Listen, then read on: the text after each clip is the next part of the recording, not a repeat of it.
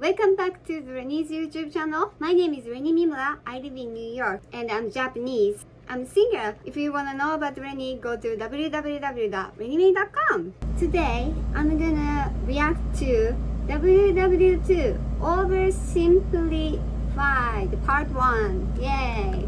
Last time I reacted for the World War II. I get more comments than usual, so I decided to do this one.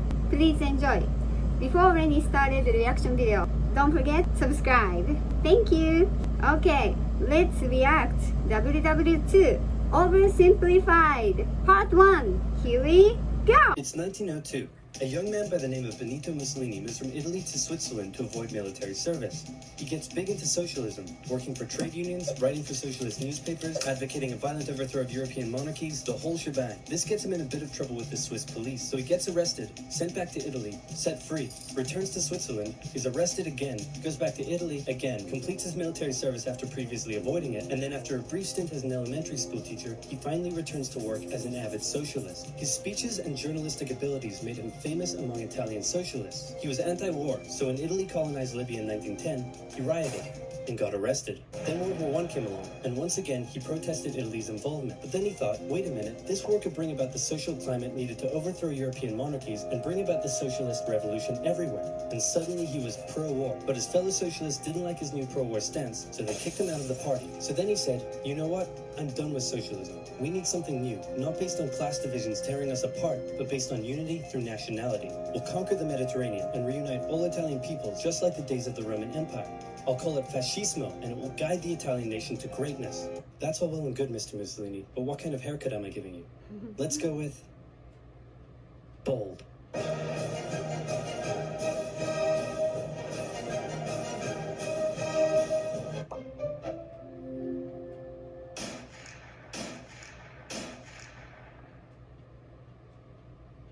Italy had been on the winner's side in World War I, and they hoped they were going to get a lot out of it, but in the end, they only got a little, and they felt cheated. On top of that, a bad economy and weak governments meant that the Italian people were a little unhappy. So when Mussolini came along and said that he could fix everything, his fascist movement gained a lot of support. In 1922, he went to the king and said, make me prime minister, or I'll make me prime minister. And the king said, you and what army?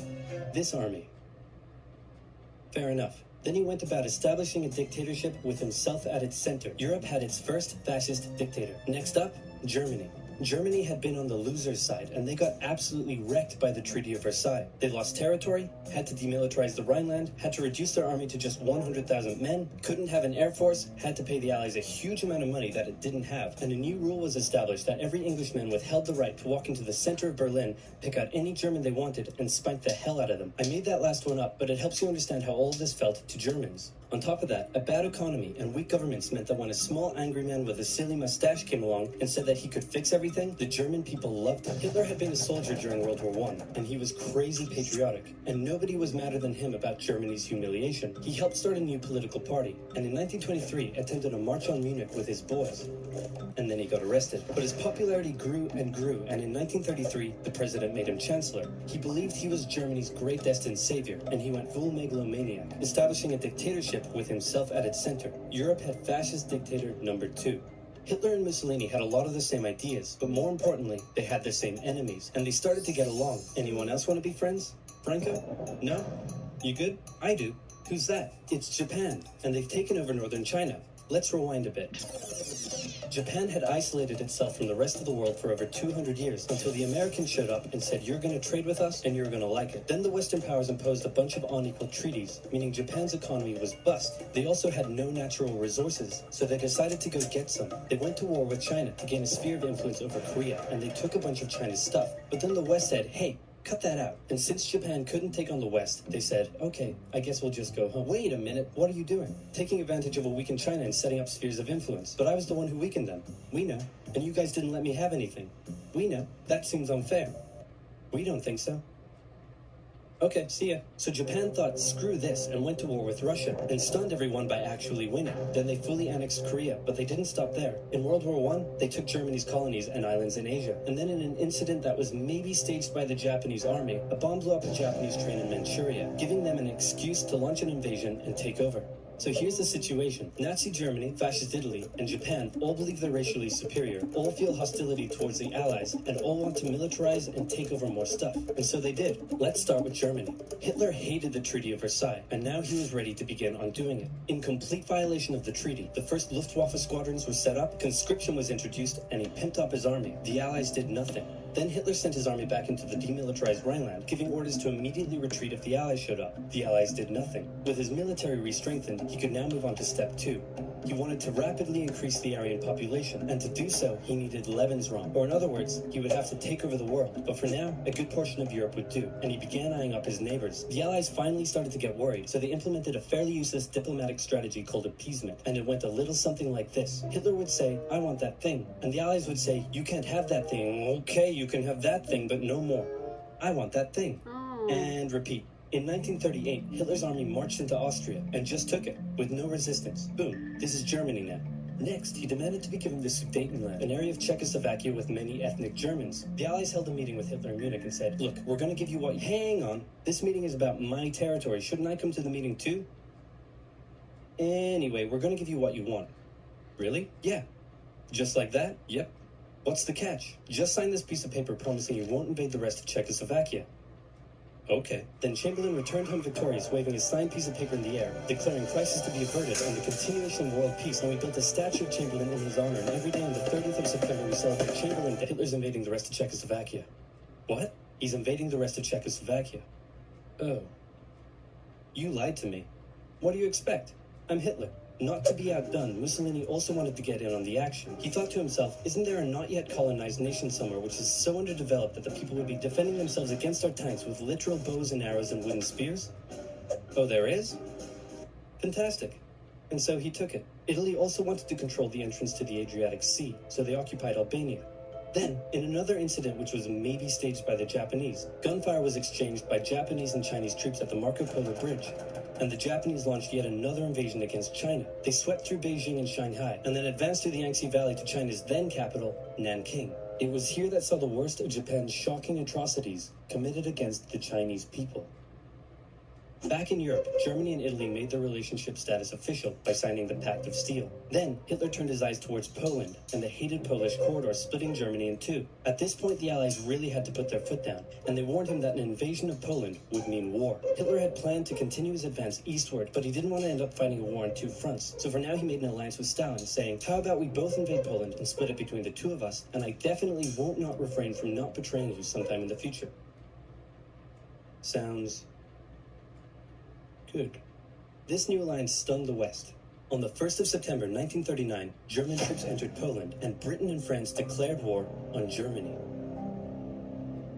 The Poles fought hard, but they were no match for the two giants crashing down on them from either side. Then came a period known as the Phony War, where everyone just sort of sat around not doing much. The French had launched a small invasion into the Saarland, but they maintained mostly defensive positions, and after a while decided to just turn around and call it a day. Speaking of France, the French were still super proud of their victory in World War I, and they hadn't really moved on from it. They still used horses, they dispatched messages by motorbike instead of using radio, orders from the commander-in-chief were usually pretty vague, and the troops were rarely inspected. They built a line of defenses along their German border, but didn't bother extending it all the way to the Channel, and they wouldn't launch artillery strikes against Germany out of fear of being retaliated against. In a war, they didn't want to attack the enemy. And at first the UK wasn't much better. Chamberlain still naively hoped that the war could be ended diplomatically. Instead of bombing raids, the RAF dropped propaganda leaflets over German cities, which one air marshal said likely did nothing but provide the continent with toilet paper for the duration of the war. They also only sent 200,000 men to France, while the French had mobilized millions. Both Britain and France wanted to avoid a repeat of the First World War, and so they wanted to keep the war as far from home as possible. So they turned their eyes north, towards Norway. Neutral Sweden was exporting iron ore to Germany through neutral Norway, so the Allies asked them if they could please stop exporting iron ore to Germany, but this request was refused. Then the Soviet Union attacked Finland, so the Allies said, "How about we land troops in Norway and move them across Sweden to go help out your good pal Finland, and along the way maybe take control of all your influence?" But Norway and Sweden still said no. So the UK mined the waters around Norway to force any transport ships into international waters, and they also attacked a German tanker they found in the area. Hitler realized what the Allies were up to, and he quickly moved to secure his supply of iron ore. He launched an invasion through Denmark into Norway. The Allies rushed to land troops at key ports along the coast, but Germany had taken control of Norway's airfield, and their air superiority decided the fight. the Allies had to retreat. After this slightly embarrassing failure, Chamberlain resigned and was replaced with Winston Churchill, who had a slightly different approach to dealing with the Germans. Hitler's overall strategy was similar to Germany's First World War strategy. Attack France, defeat France, knocking out the UK in the process, then turn on the Soviet Union and win the war. During the phony war, the Allies had given Hitler time to prepare his forces. Now, he was ready to attack. The Allies had wanted to place troops in Belgium, but Belgium had refused, and in a move that surprised pretty much no one, Hitler launched an invasion to get around France's defenses. The Allies charged into Belgium at full speed to meet the German invasion head-on, and it looked like a repeat of the First World War was coming. But this time, Hitler had a trick up his sleeve. Blitzkrieg. As the Germans advanced, they sent thousands of refugees westward, slowing down the Allies. Then, to the south, the French had left the Ardennes, an area full of hills and forests, pretty underdefended, because they thought it was naturally impenetrable. Well, the Germans were about to penetrate it with everything they had. They smashed 50 Wehrmacht divisions through and encircled the Allied armies at lightning speed. The best of the Allied forces were now trapped. The Germans squeezed in from all sides, taking out France's best armies and nearly wiping out the British too. But they managed to make a desperate last-minute escape at Dunkirk, with British civilian ships even making the perilous journey to bring their young men home. With most of the French forces depleted, the Germans breezed through, taking Paris, and France fell. What the Germans couldn't do in World War I, Hitler had done just like that. Hitler hoped that with the fall of France, the UK would also lose hope and sue for peace. But quite annoyingly, it didn't, and he needed to secure the Western Front, so he tried to force them into submission with mind games. The UK were now all alone, and Hitler wanted to emphasize that. First of all, just before France fell, Italy finally declared war on the Allies, making the UK's situation even worse. Next, instead of just occupying all of France, Hitler occupied the coastal areas for defense, but allowed France to continue its existence as a German puppet state. This way, it looked like the UK's old ally had decided to switch sides. Hitler also hoped that the UK wouldn't attack any of her old allies' navy bases or colonies in Africa, giving Hitler an extra line of defense to the south. But the UK made sure to respond to this by sailing down to France's navy base in Algeria and wrecking a bunch of ships. So have at it. Hitler then began laying down plans for an invasion of Great Britain. Before German troops could land on British soil, he would first need air and naval superiority across the Channel. Waves of German bombers came, while the completely outnumbered RAF worked bravely around the clock in an attempt to quell the German attacks. At first, the Luftwaffe targeted British ports and coastal facilities. Then it attacked RAF bases, crippling the RAF's ability to defend the nation. And it looked like Hitler's Great British invasion was coming. But then, Churchill ordered a small, pretty insignificant bombing raid over Berlin. It didn't do much damage, but Hitler was furious, and he immediately ordered the Luftwaffe to refocus its attacks on civilian targets in London. Children were sent off to the countryside, away from their parents to avoid danger, and frequent trips to air raid shelters became a daily occurrence. But British morale held firm. Smiling, knitting, lounging casually, these people have balls of steel. This refocusing on London also gave the RAF breathing space to reorganize, so Hitler kind of shot himself in the foot there. Just the foot for now. Finally, the Luftwaffe sent one massive all-out attack on London, and the RAF successfully repelled it, destroying many of the German aircraft and placing air superiority firmly in British hands. Hitler's invasion had to be postponed, but the bombing of British cities continued for some time.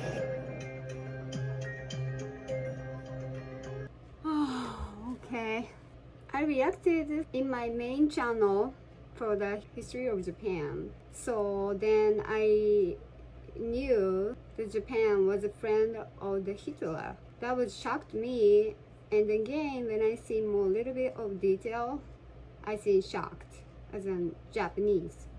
Then these videos, like YouTube videos, made me so clear and simple and then learning. Also from internet and then international knowledge.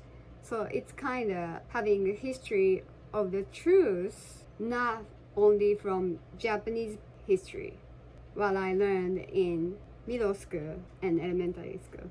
I wasn't really focused on the study and I wasn't really listening what they're saying, but I didn't really feel like this today, like from the video when I was learning in middle school. So this is good to know about international knowledge. Thank you for the request to this video. Please subscribe, and then if you like about the Renee's honest reaction, please give me a like. And please come to visit to my main channel. I'm doing Japanese and English both talking, live streaming. Please be friend of the Rennie. Thank you, angels. まったねーにゃにゃにゃにゃ